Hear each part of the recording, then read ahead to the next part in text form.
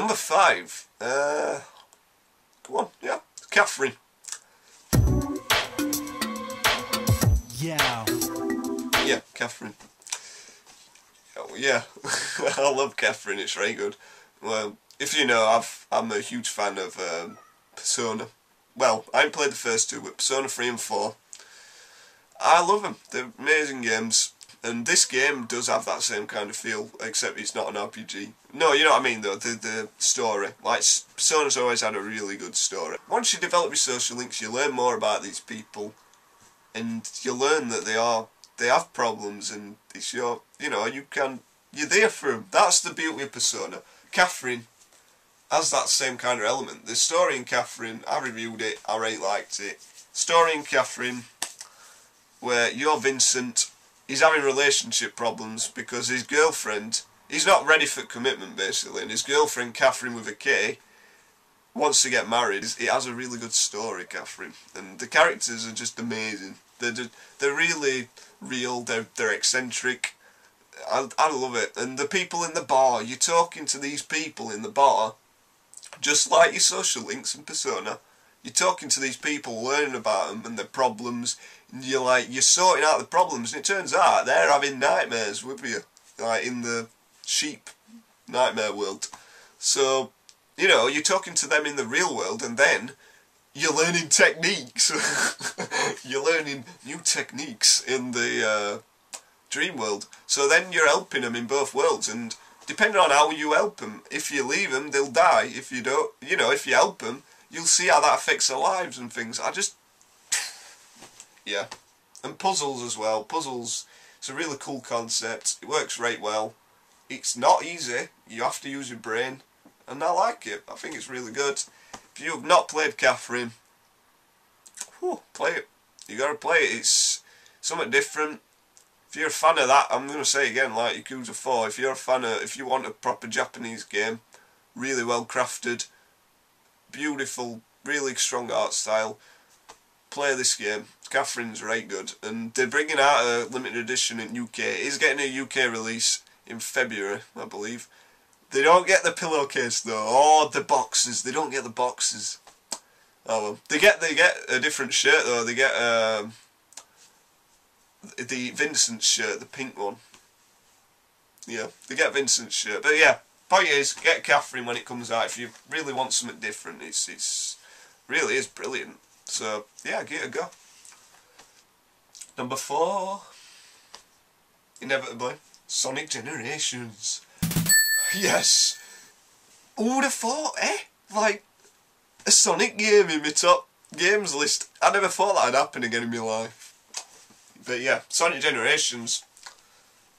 It's Sonic. It's a Sonic game. We have finally got a Sonic game after God knows how many years. Do you know the classic levels? They do feel like different and all that, but they're really fun. The Taric levels, they're really fun. They've took that formula, like from Colours, and they've stuck it on here. You don't get the double jump from Colours, but which they could. I think they should have. That should have been a power you could get, to be honest. But I'm surprised they didn't put that in. But yeah,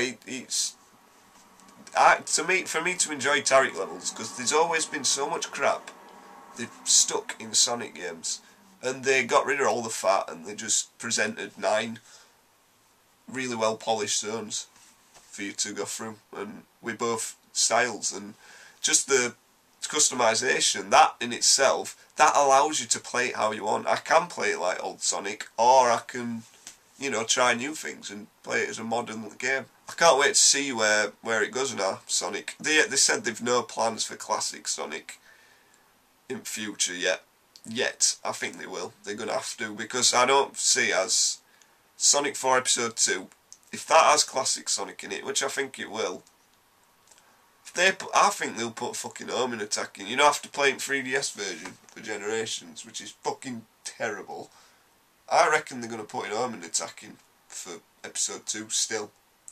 I think they'll use physics engine from 3DS version, but they'll keep the homing attack, and I'm not very just fucking get rid of Dimps, fuck Dimps. Sonic Team, get someone else please. Yep, Sonic Generations, Solid B is what it is.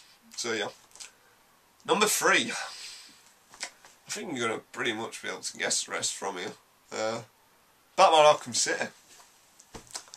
Yeah, Batman Arkham City. So, yeah, it's Batman. And you know how much I like Batman.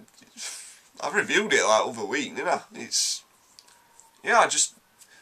Everything from Arkham Asylum, took to the next level. It's the definition of a sequel. Really is. And the ending... Oh, perfect ending. Characters are treated with so much respect. Like, source material. That's what I love about Rocksteady.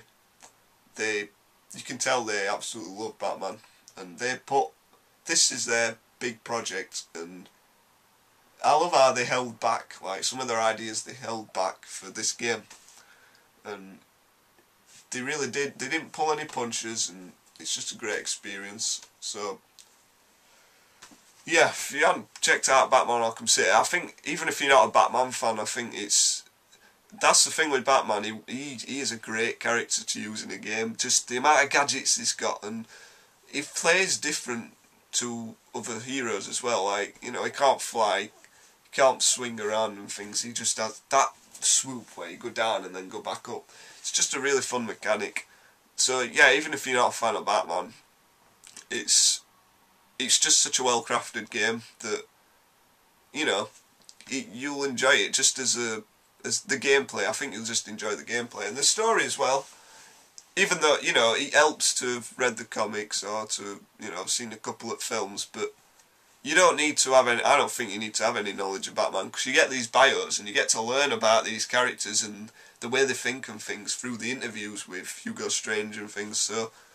But yeah, if you've not played a Batman game, I'd buy Arkham Asylum first, give that a go, and then get this, because it does help to have played the other one, and you can go from this fresh, but I don't know, it might feel more complete if you play Arkham Asylum first. So, yeah, and God bless bloody Mark Hamill as Joker, Jesus, what a legend. So yeah, that's number 3. So what's number 2? Skyrim.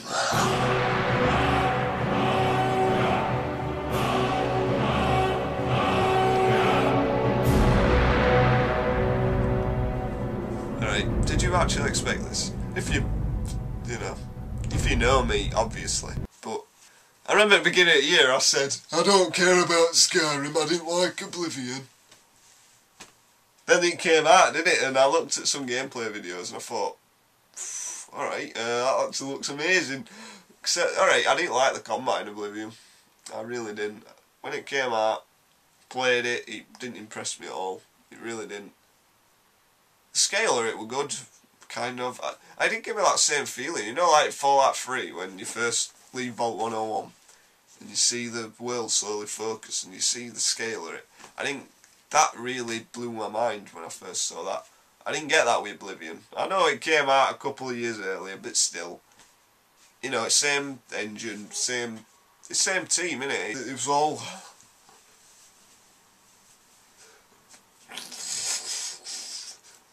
It was just so slow, and you didn't feel like there were any weight to it. Like, you'd hit something, and they'd just skirt around, and you wouldn't even know you're hitting them, because the animation doesn't change, and I didn't like it. Skyrim, on the other hand, it's just a much better game.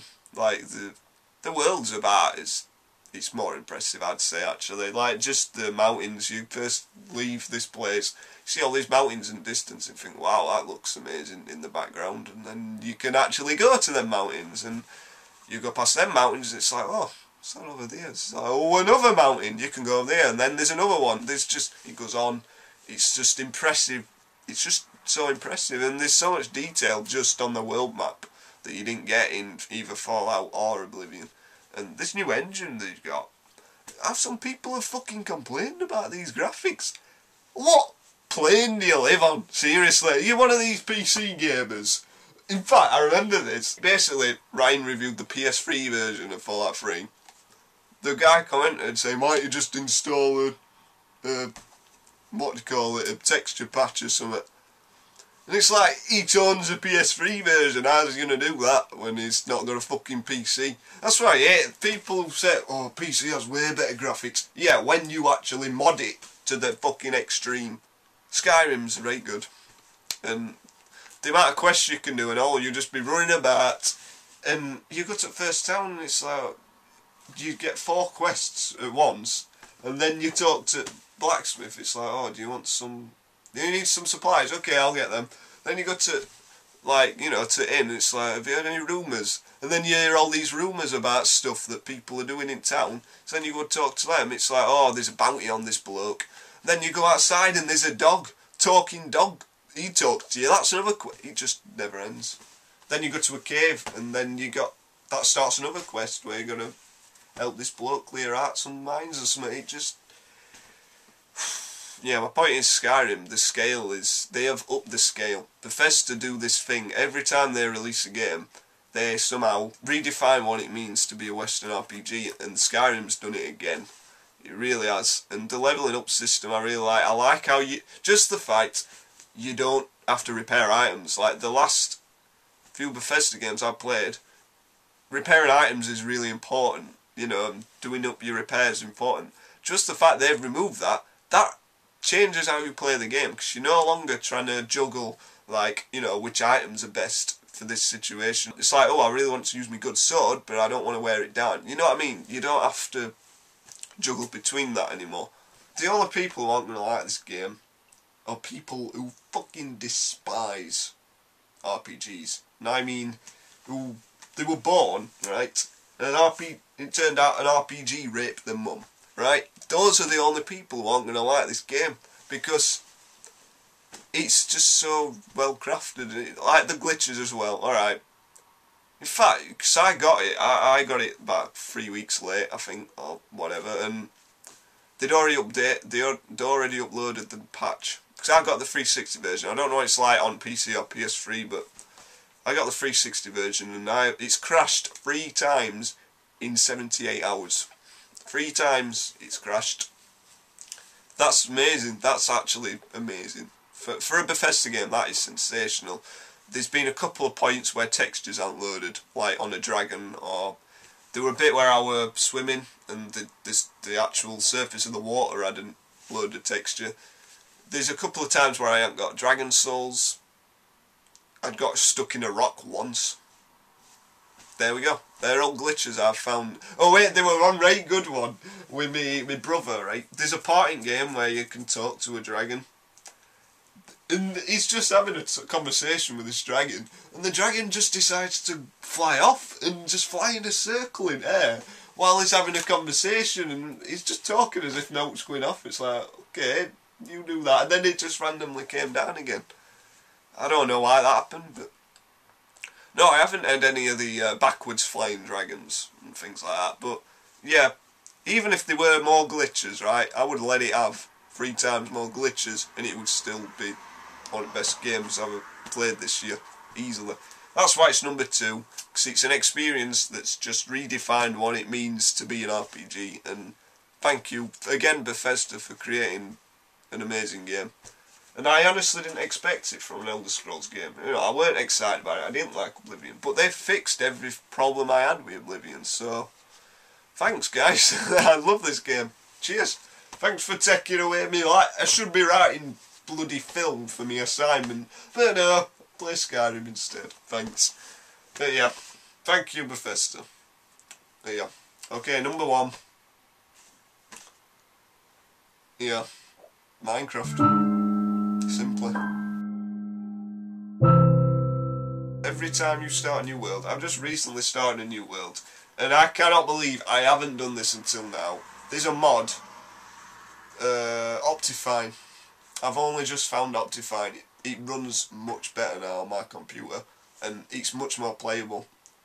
And I found Optifine. I'm going to be playing it a lot more now. And Minecraft wins. Minecraft, just for what it's done for YouTube and what it's done for PC gaming. It's open PC game. I have never... Alright, let's be honest. Minecraft is the first PC game I'd played in years. Seriously, it opened my eyes to PC gaming. Even Steam. I didn't have a Steam account. Even though Minecraft isn't part of Steam, it made me think, oh, wonder what other cool indie games there are on PC that I can actually run on my computer. I went on Steam and there are some indie games, and you know what I mean? I just think Minecraft for me it's opened my eyes to an all new part of gaming, and the community in Minecraft is brilliant. I just love it. There's so much love, and it's like there's so many great Let's Plays and stuff. Yeah, Minecraft is more than a game. It's the only one on this list that is more than a game, and that's why it wins. That's why it's Game of the Year. That's why Minecraft wins. Thank you, Mojang. You created an absolutely amazing experience for everyone, and thanks for doing it. So, yeah, that was my top 10 list. Let me know what you think. What did you like? I'm sure Uncharted 3 will be on there somewhere. Yeah, sorry Uncharted 3 went on, but honestly, it didn't impress me that much. It felt like the second one, but the stakes weren't quite as high as the second one. And compared to every other game on this list, it didn't leave an impact. My brother hasn't finished it yet either. Assassin's Creed Revelations, it's not impressed me. It's just the same thing. I really like. It didn't feel like an evolution at all. Brotherhood kind of did, you know, with the assassins, because it were all in context, you know, like with assassin sending them out to do things. It reminded me of Peace Walker on PSP, and this new one, it didn't. What's with these first person sections and weird RTS minigame? It don't, to me, that doesn't add anything to the idea of being an assassin. Whereas all the other stuff they added before, even like, you know, renovating things, like how they expanded on that, the renovation, that does make sense because it's getting contacts for his assassinations and things. I don't know, Revelations didn't impress me. Uncharted didn't impress me. So, sorry, but this is my list. If you like them games, let me know why. If you like any other games that I haven't mentioned, let me know why. And yeah, let us know. So yeah, Merry Christmas. I hope you all have a good New Year. I'll probably get another video out like before New Year, hopefully. I'll find something. Yeah. But yeah, I hope everyone has a good Christmas. Have a cool New Year. Don't get too bad hangover or whatever. It's gonna be great. So yes, this is SlimmBob. Thanks for watching. I love this. That was a bit floaty. And goodbye.